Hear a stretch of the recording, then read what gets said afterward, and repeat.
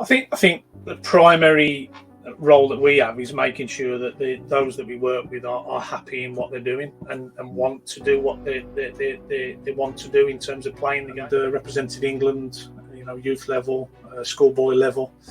Had some fantastic opportunities to travel the world. Played at Wembley 3 times. I was 14, 15, 16-year-old. So unbelievable experiences that money can't buy. And I would never ever force a player to play in a position that they didn't want to play. Now, noted in a game situation, you may have to ask a player, look, we're struggling in that position this week, or in game you might have to just basically put a substitute on that might have to go in a non-default position.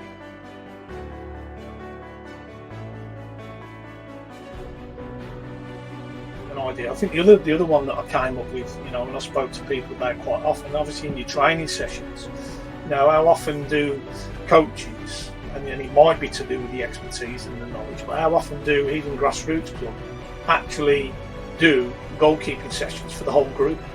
So the whole team have a go, even if it's like in a warm-up situation for 15, 20 minutes. Actually, the whole group are doing some kind of goalkeeping activity as a warm-up. That's the important thing as well when you're working with a group of goalkeepers, that you have that unity and that understanding.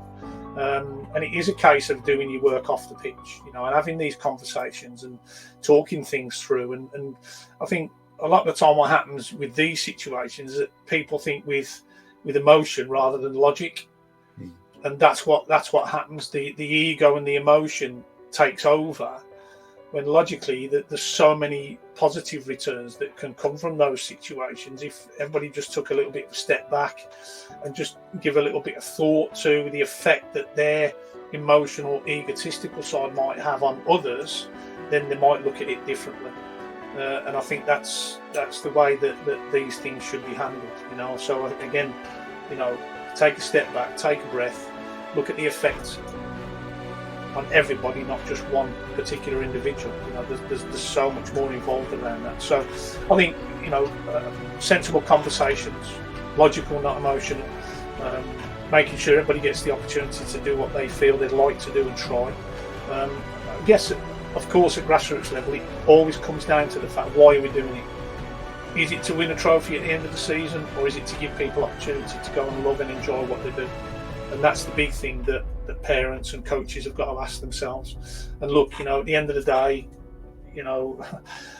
from a parental side, of course, they want their child to succeed and to do well and to get noticed and to go on to become a Premier League player. But the percentage of kids that actually do that is minuscule.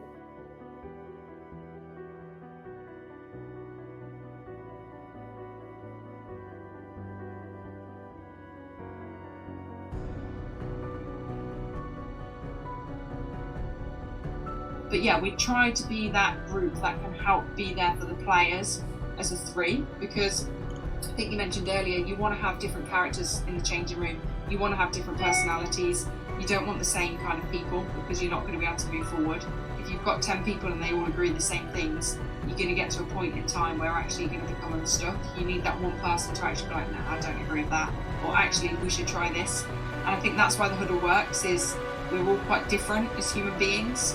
And I think you need 3 different people in there, because some players will naturally gravitate towards me and my personality, but equally some might go to the other 2, and that's absolutely fine.